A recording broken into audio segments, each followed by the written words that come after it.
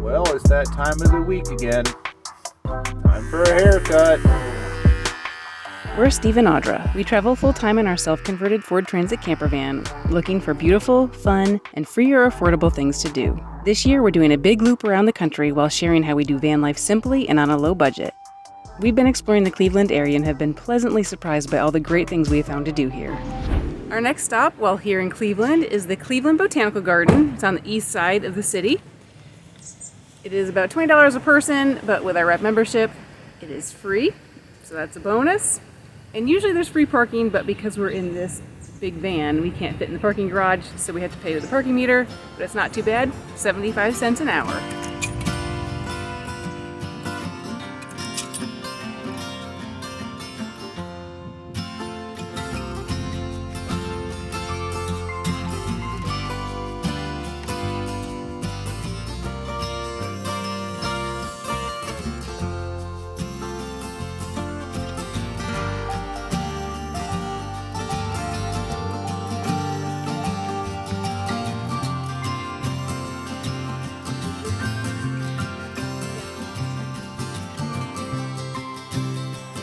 The Cleveland Botanical Garden is a beautiful oasis located in the heart of Cleveland's University Circle on the east side of Cleveland.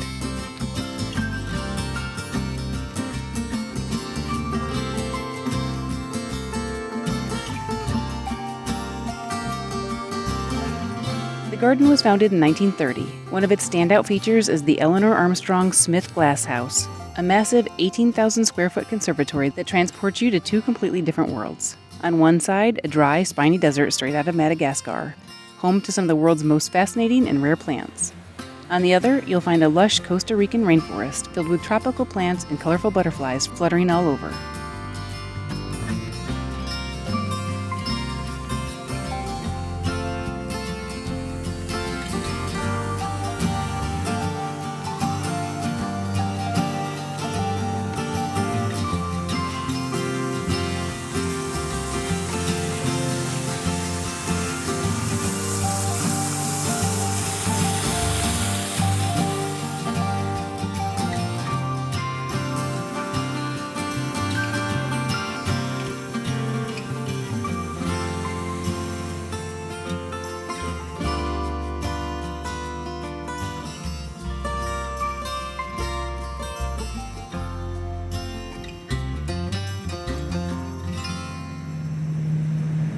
I don't smell anything but purple.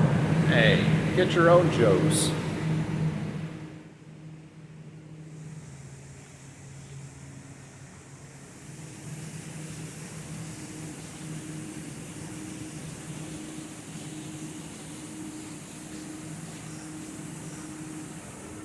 The outdoor space at the Botanical Garden spans 10 acres of themed gardens, including a Japanese garden, topiary garden, Italian garden, woodland garden, and children's garden.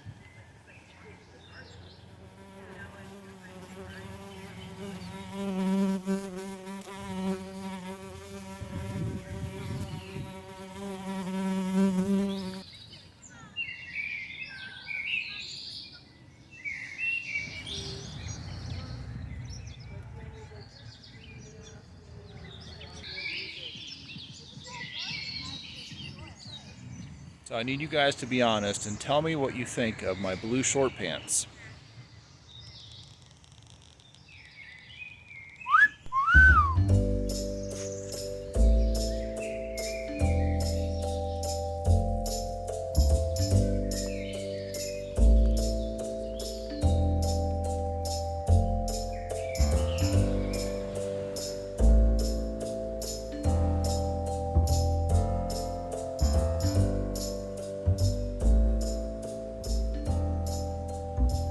One of the things I like about botanical gardens is that it's a nice way to get a walk in a scenic location. What are you doing, Steve? Are you temporarily closed? Now what are we gonna do?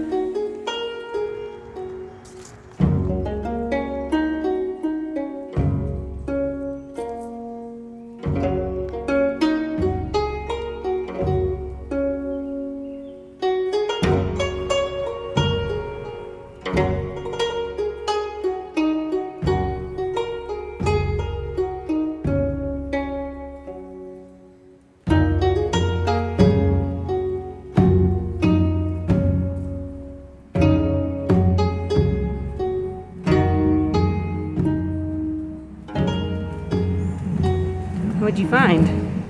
I don't know, but it reminds me of a firework.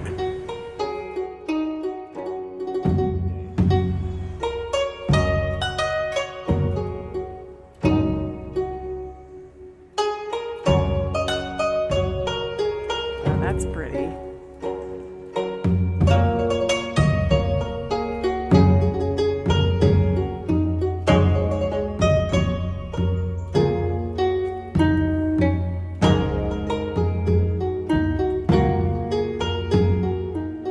So this is pretty interesting. I didn't think it was the right time of the year, but the Wolf Creek Company distribution is in full bloom. Sometimes in life, even in van life, you have to do like the old saying goes, and you have to smell and stop the roses.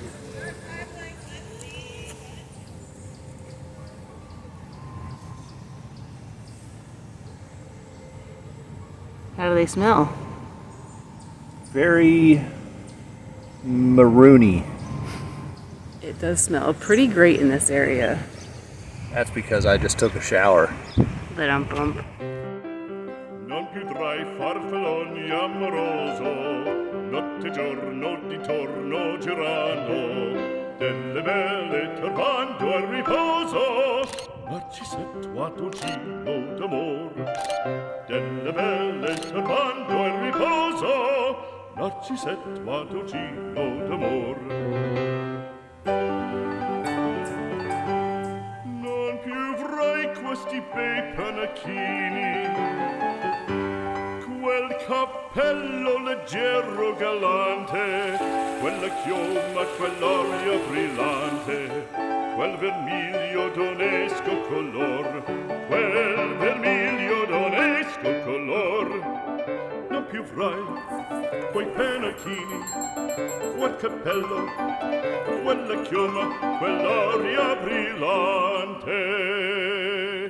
Narcisetto ad uncino d'amor, che robino alla vittoria, alla gloria militar, che robino alla vittoria, alla gloria militar, alla gloria militar, alla gloria militar. Round two. Our next stop is the Cleveland Museum of Art. It's right next door pretty much to the Botanical Garden, and it is free. F-R-R-E, free. This building looks like something I would build.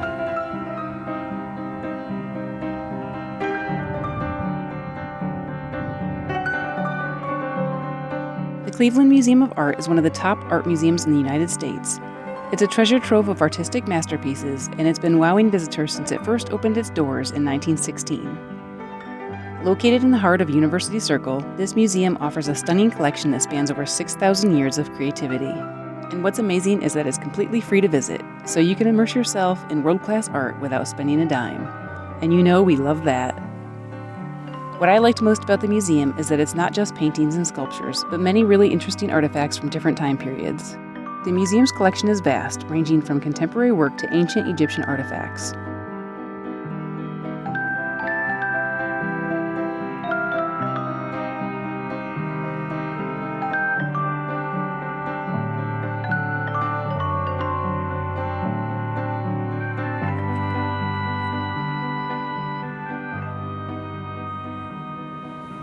This sculpture is called Algae Arrow Through the Bicep.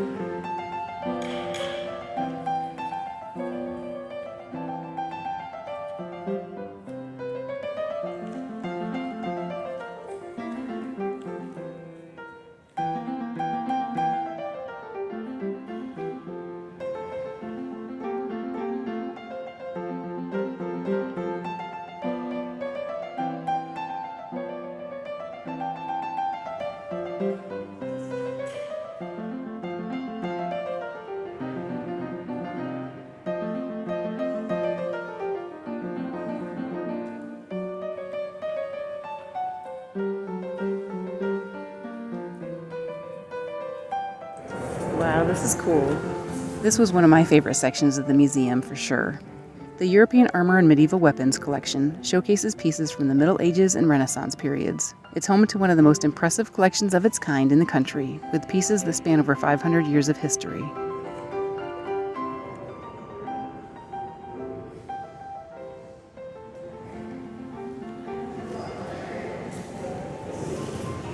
Of all the artwork in here, I think my favorite has to be this bench.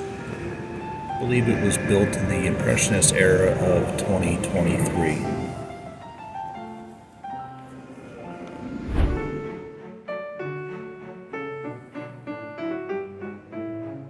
We think one of the most fascinating aspects of the museum is its Egyptian collection. Spanning thousands of years of history, the museum's Egyptian galleries are home to over 4,000 objects, offering an in-depth look at the art, culture, and daily life of ancient Egypt.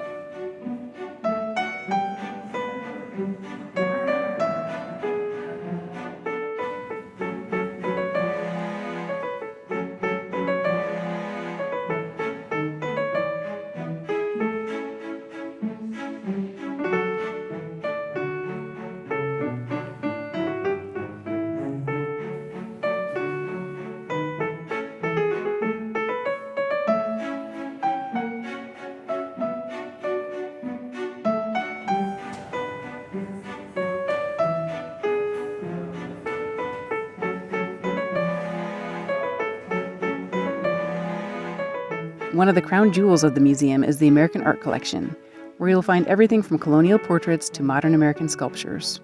One of the museum's most iconic galleries is the European Paintings Collection, where you can see works by legendary artists like Rembrandt, Van Gogh, and Monet.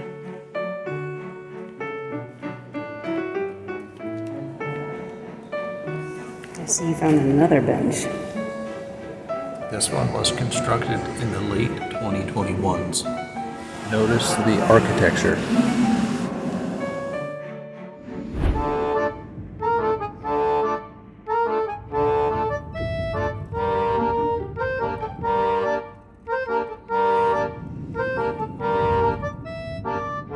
We wrapped up our time at the museum, and we have driven over to the west side of Cleveland. We have one more stop to make. It's another Cleveland sign.